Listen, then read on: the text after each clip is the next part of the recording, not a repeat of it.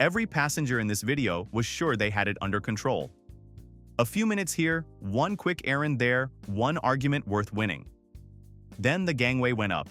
Pay attention to their timing because the ship does not care who you are, and the pier gets very quiet the moment it leaves without you. 1.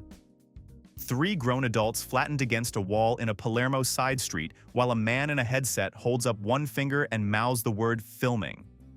A period drama, apparently. 2 vans, 40 extras sweating inside wool coats in August, and one very serious young man guarding a boom mic. That shoot cost them 22 minutes. 22 minutes they absolutely did not have. By 4 o'clock, 5 friends from Pittsburgh were standing in 5 different parts of Palermo, and not one could have told you where the other 4 were. Here's how adults manage that. Start with Kyle because everybody else did. Kyle spent his afternoon alone beside a green-shuttered newsstand, guarding a corner, waiting on 4 people who were never coming back. Around 4, he got bored, decided the group had ditched him, and got into a taxi. Remember Kyle. Before Kyle, there were Lorna and Pete, standing at that same newsstand watching their phone map do what phone maps do in an old town where the balconies nearly touch overhead and the laundry lines finish the job. The blue dot drifted out into the harbor and stayed there. 6 floors of stone on both sides of an alley will do that. Sitting still became unbearable, so at 3:55 they went off to find Grant. Before them there was Grant, who had appointed himself team leader, a job requiring no vote, no map skills, and no qualification beyond talking the loudest. Grant ordered the others to hold the corner and marched off alone at 3:10.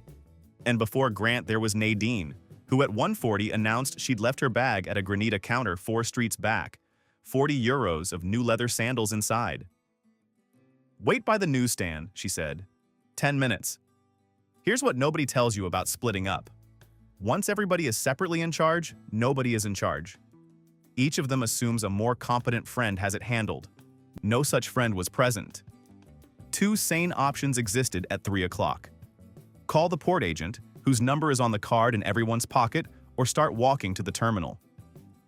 This group found a third option, the kind that turns one missing person into 4. Their ship, a 1,000-cabin floating suburb, was leaving at 5:30 p.m. sharp. Lorna and Pete did find Grant, which felt like a win for about 9 seconds. Then came the walking. Fast, pointless, shirt-soaking walking past the same shutters and the same sleeping cat. All of it navigated by Grant's sense of direction, which had the accuracy of a coin flip and the confidence of a satellite. They went past one barber 3 separate times. On the 3rd pass, he waved. And then the wool coats and the man with the finger. When they finally spilled out onto the harbor road at 5:11, they looked like people leaving the scene of something. They fell into a taxi and shouted the word port at steadily rising volume. That's the international dialect of tourists who've lost control of the day. They hit the terminal gate at 5:41 and ran for it. Ran well too, considering the week they'd put in at the buffet. They reached the edge of the pier with beautiful timing. A tug was already swinging their hotel out into open water. The gangway was gone, folded into the hull like it had never been there. The 3 of them sat down on the concrete. Pete started pricing same-day flights to the next port and gave up halfway because the number was rude. Then Grant's phone caught the terminal Wi-Fi and buzzed 9 times in a row. Top of the pile, a message sent at 2:12 p.m. The sandals had shredded Nadine's heels, so she'd taken a cab straight back to the ship and grabbed shade chairs on deck 15. Kyle was up there with her, second basket of fries, and could somebody please come talk to him? Grant read it. Then he read it again, because the brain physically refuses information that expensive. Nadine had not been lost for 1 single second. The rescue party rescued nobody from nothing at the cost of an entire vacation. The only smart decision anybody made all day came from Kyle, who got bored of a newsstand and went home to the fries. 2. Glenn had printed the directions off a travel forum. The post was from 2009. It navigated by landmarks, and one of those landmarks was a bakery that had closed years before either of them booked the cruise. That single sheet of paper is why two retired pharmacists from Adelaide spent their afternoon climbing away from the sea in Kotor, Montenegro. The activities team had handed out a photo scavenger hunt that morning. Optional, casual, a bit of fun for the port day. Marjorie read it once, and something behind her eyes changed. By 3:10, they had 3 of the 4 in the bag. A cat asleep in a window box. A stone doorway with a date carved over it. A fishing boat with a blue hull. That left the ugly one, a worn little carving of a two-tailed mermaid tucked above a door somewhere in the old town, with no address, no street name, and no photo. All aboard was 5:15 p.m. 400 locals stood within shouting distance, any one of whom could have pointed. Glenn consulted the ghost bakery instead. Up they went into the back lanes toward the fortress steps, which is precisely the opposite direction from the water, on stairs built for goats and later approved for tourists. By 4:20, they were soaked through and staring at a wall in a dead end. Marjorie announced they were not going back without it. Now would be a good time to mention the prize. It was a plastic water bottle with the ship's logo printed down the side. $4, and I'm being kind. This is the oldest trick in the entertainment department. Call something a contest and people stop asking what the prize is worth. Hand out a stamped card and grown adults will chase a used napkin up a mountain. At 4:52, they found her, worn almost smooth, over a courtyard door barely wide enough to walk a bicycle through. Marjorie parked herself underneath and set her chin. Glenn shot it 4 times, because the first 3 had shadow across the tail, and the entertainment team would obviously be marking on composition. Then they turned around, and the old town explained something to them. A staircase you conquer going up becomes a puzzle going down. 19 minutes of dead ends, one very startled woman with a mop, and a shouting match about which way the sea was. They came out onto the waterfront at 5:23, exactly in time to watch the gangway sliding up into the hull. Marjorie did not scream. She didn't wave at the dock crew or run at the gate or make one single sound of distress. She walked to the very edge of the concrete, took Glenn's phone straight out of his hand, and held it above her head, with the screen turned outward, aimed at the rail 5 decks up. No words. Just a woman filing her evidence with the court, while the court pulled away toward Dubrovnik with her $4 bottle still sitting in a box in the crew office. 3. At 5:37 in the afternoon, with 8 minutes left before departure and a deckhand already loosening the mooring lines, Charlene walked down the gangway. Off the ship. On purpose. She had spent 26 years behind the counter of a courthouse in Sacramento, and 19 cruises with the same mid-priced line.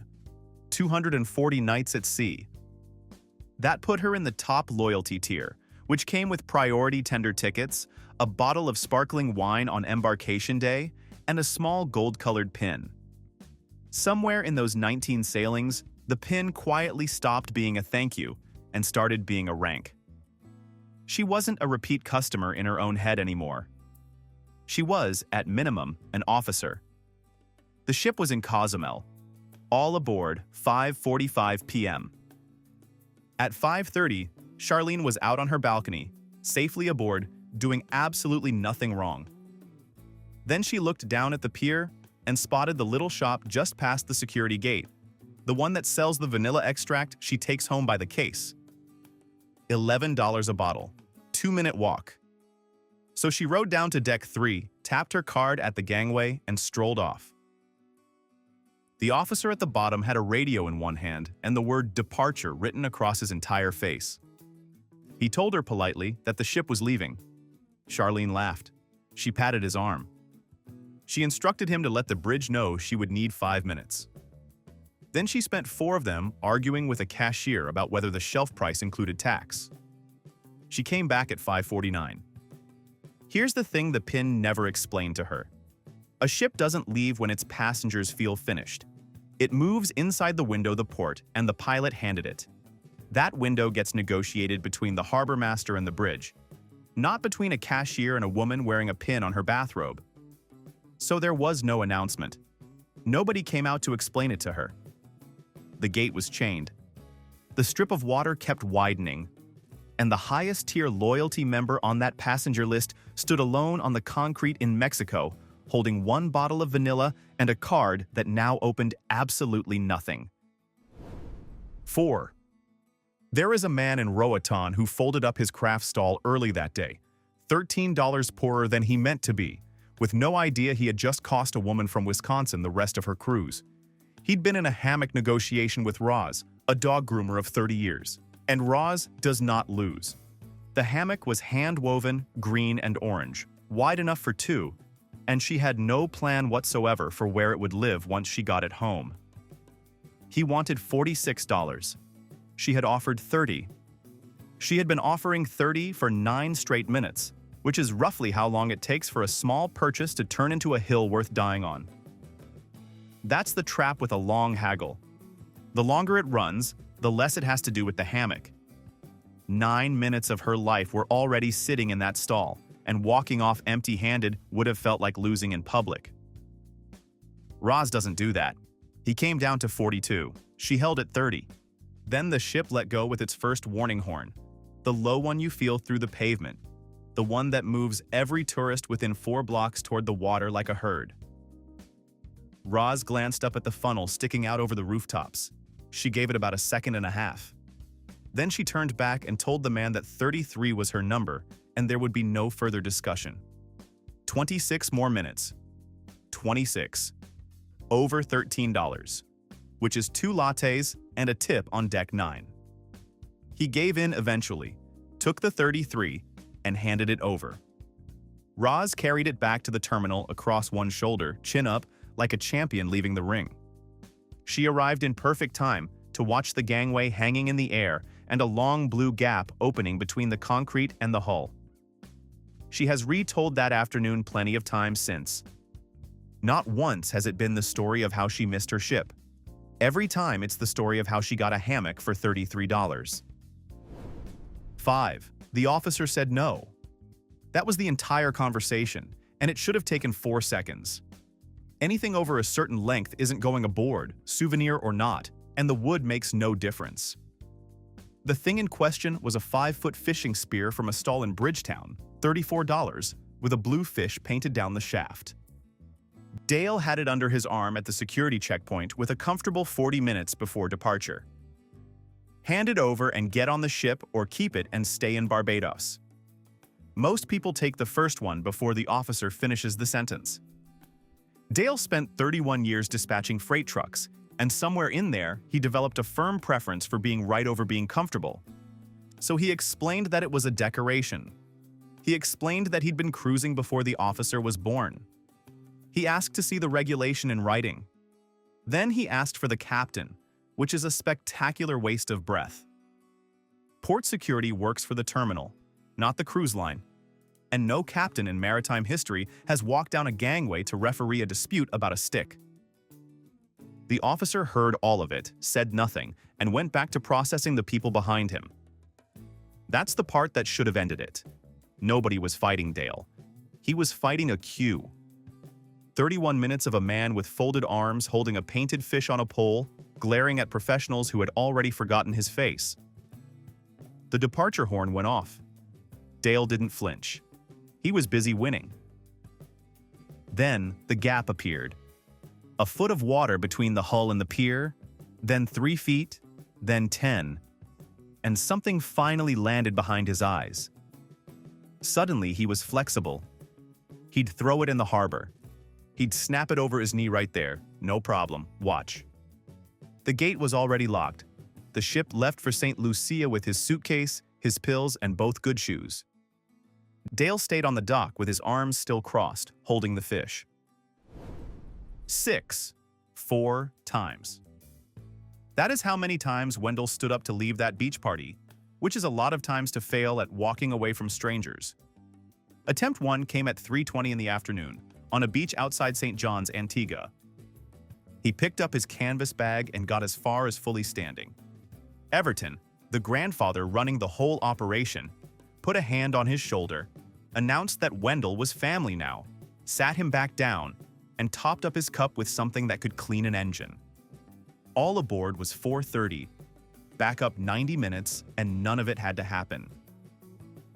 Wendell is 51, sells crop insurance outside Ottawa, and travels alone because group excursions exhaust him. He took a taxi to that beach with a 900-page paperback about the building of the Panama Canal and one plan for the day, which was to read it. Then he set his rented chair down 9 feet from a family throwing a party for a grandmother turning 80. 9 feet. That is not a seating choice, that is an application. 12 minutes later, Everton handed him a paper cup of homemade punch, and Wendell, raised by people who treat a declined plate of food as a personal wound, drank it. After that, it was paperwork. By 10 to 3, he had eaten grilled snapper off a paper plate, been photographed with 4 separate aunts, been given a purple paper crown, and been made referee of a dominoes tournament between men who take dominoes extremely seriously. He does not know the rules of dominoes. Attempt 2, 3:45. He got 6 steps toward the road before somebody called for a group photograph, and nobody walks out of a group photograph. Attempt 3, at 4:10, was the bad one.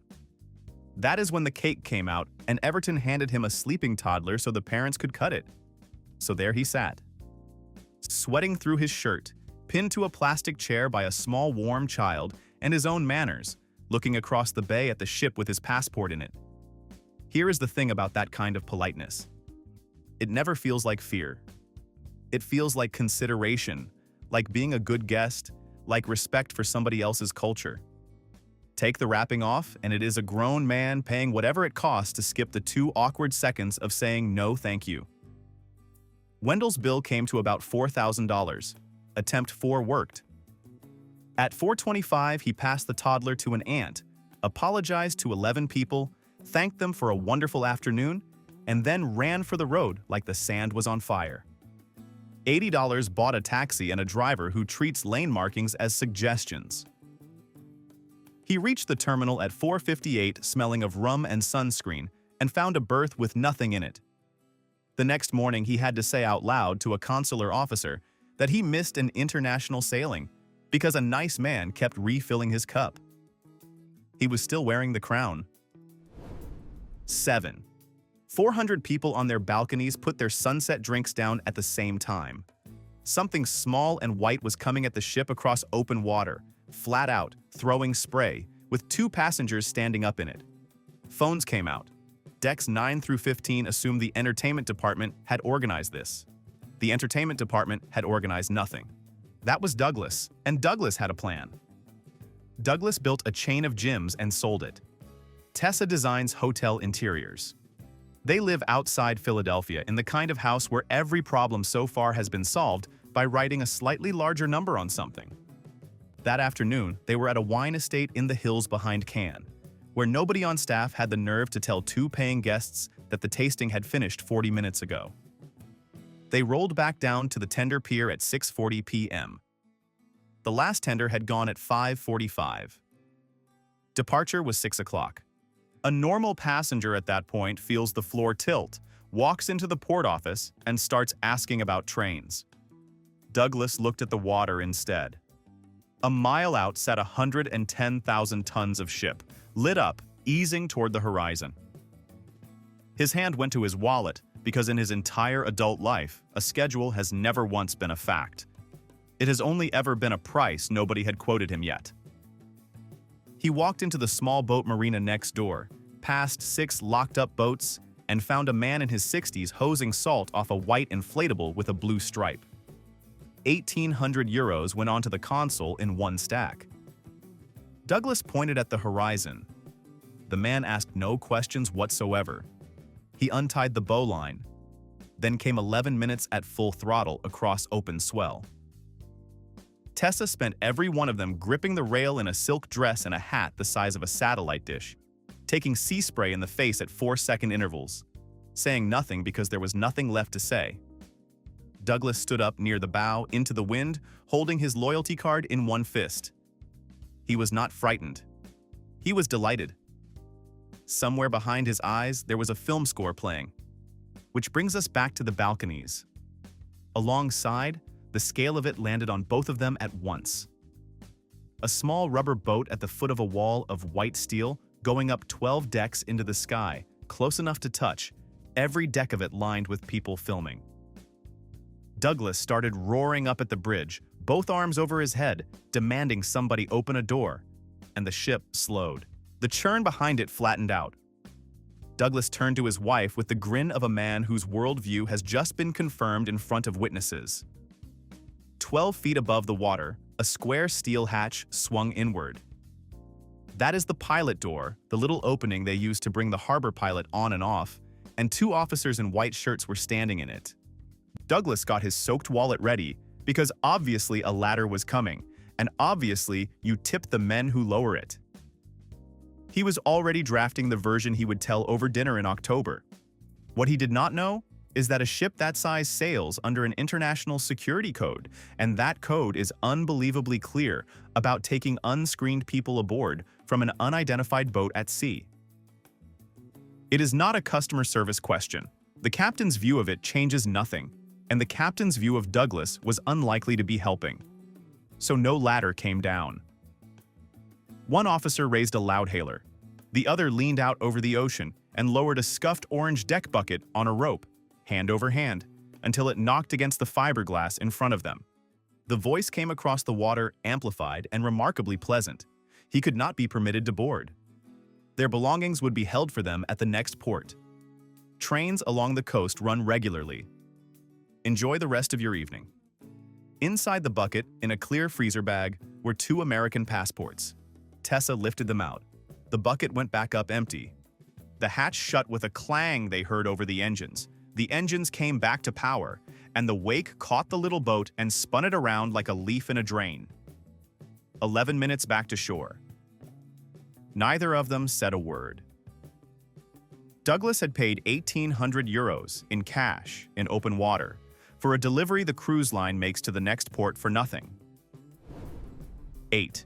A family of 4 came sprinting past his table with their bags flapping, and Warren, chewing, put out a hand to stop them. "Relax," he told them. "You have got over an hour. It is barely 10 to 3. It was 10 to 4, and their ship and his ship were the same ship." They ran off anyway, which Warren thought was a little rude. 12 minutes later, the horn went off 200 yards away, loud enough to move the cutlery and stop every conversation on the waterfront. Loretta looked up and mentioned that the crew seemed to be hauling in the ropes. Warren wiped lime off his thumb, took another bite of his shrimp taco, and explained that the horn gets tested every afternoon. It is a maritime regulation, and that she worries about everything. He said it with the deep calm of a man who has never once looked anything up. Behind his head, a white building 20 decks tall was quietly separating itself from the pier. The cruise line had tried. It had really tried. The paper program in the cabin said it in bold inside a box. "Ship time stays on Eastern Time. Do not change your watches in port." The cruise director said it over the speakers 3 separate times. There was a sign at the gangway with an arrow on it and everything. And none of that could compete with the phone in Warren's pocket, which the second he stepped ashore in Costa Maya, Mexico, latched onto a local tower and quietly rolled itself back 1 full hour. Warren is 64. He spent 29 years preparing other people's tax returns in Missouri, a job where being out by 1 is the whole disaster. That morning, he looked at his phone, looked at his wristwatch, and informed Loretta that the cruise director did not understand how time zones work. There is a thing that happens to competent adults on vacation. Take away the job, the calendar, and every responsibility they own, and they do not wind down. They get promoted. Inside a day, they are an authority on the local currency, the weather, the tides, and the correct time, and they will hold that position against a uniformed man who actually lives there. So Warren spent 6 hours walking around exactly 1 hour behind the vessel containing his passport, his blood pressure tablets, and everything else he owned. He strolled up to the security gate at 20 to 4 by his own phone, ready for a gentle walk up the gangway, and found a padlocked fence, an empty berth and a port agent with a clipboard and nothing left in the tank. The agent pointed at the water and said the ship had sailed 40 minutes ago. Warren studied the empty water for a while. Then he tapped his phone screen twice, as though the screen might overrule the ocean, and asked where passengers wait for the shuttle boat. "There is no shuttle boat," said the agent. "It is doing 18 knots toward Grand Cayman." Warren scoffed. He unfolded his printed booking confirmation, pressed it flat against the chain-link fence, and put a finger on the line showing his premium drinks package, paid in full through Sunday. He had bought it. He was owed it. And so he explained to a port agent standing in Mexico somebody would need to send a boat out for him, ideally before dinner service. 9. The line for the cable car ran back past the snack counter, out the door and along the outside rail. 180 people, none of them in any rush, most of them holding a 2-for-1 coupon and a bag of fudge. It was 4:26 in the afternoon, and Ruben's plan had about 9 minutes left to live. Ruben schedules operating rooms at a hospital in Denver, and he had built his day in Juneau the way he builds a surgical week, to the minute, color-coded, saved on his phone. The ride down takes 7 minutes. All aboard was 4:35. Leave the observation deck at 4:26, land at the bottom at 4:33, reach the pier with 2 minutes in hand. 2 minutes is a margin. A margin means the plan holds. It accounted for the cable, the cars, the walk and the weather, and for exactly 0 other human beings. So Ruben went to the ticket window, pressed his phone flat against the glass, and explained to the operator that his numbers entitled him to board first. She looked at the phone. She looked at him. Then she pointed at a hand-painted sign taped to the counter saying everybody waits their turn. He squeezed into a car at 4:52. That cable hangs 1,800 feet above the harbor, and the cars are glass on all 4 sides, so Ruben got 7 uninterrupted minutes of the finest view in Southeast Alaska, his own ship taking in its lines and sliding out into the channel without him. Here is what I noticed. In almost every one of these, a friend or a spouse was standing right there who could have said one sentence and saved the whole trip. Nobody did. So here is my question for the comments. If your travel partner refuses to head back, do you leave without them or stay and go down with them? Hit like and subscribe.